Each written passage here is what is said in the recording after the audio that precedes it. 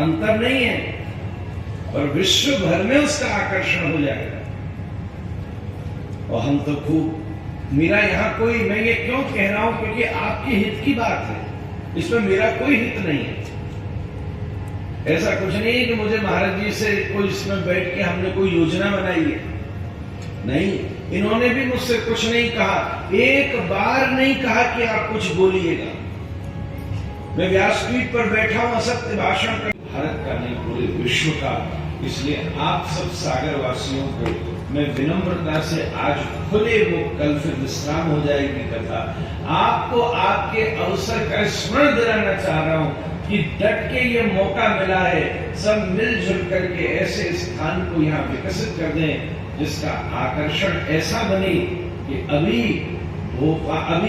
अभी सागर से राजा घाट जाना जाता है, मुझे इस बात में कोई संदेह नहीं जाता है।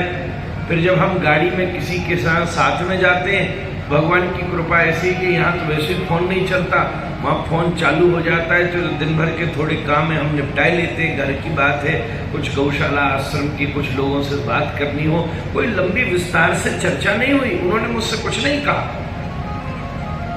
और मैंने भी उनसे कुछ नहीं कहा। ये तो यहाँ बैठ करके जो श्री राधा रमण लाल जी श्रीमन महाप्रभु प्रेरणा दे रहे हैं, मैं मुक्त कंठ होकर उनकी प्रसन्नता के लिए आप सबको इस बात का स्मरण दिला रहा हूं। ऐसा अद्भुत भाव यहां बन सकता है, ये केवल और केवल गौर सुंदर की महती कृपा से ही हो सकता है।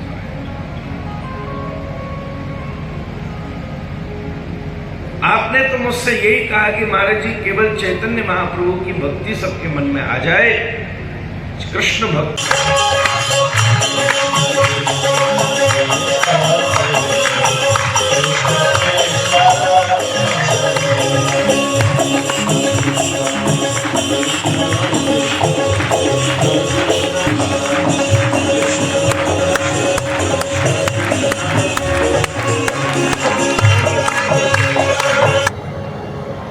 पर निश्चित रूप से महाराज जी, पूज्यपाद आपके गुरुदेव बड़े महाराज जी,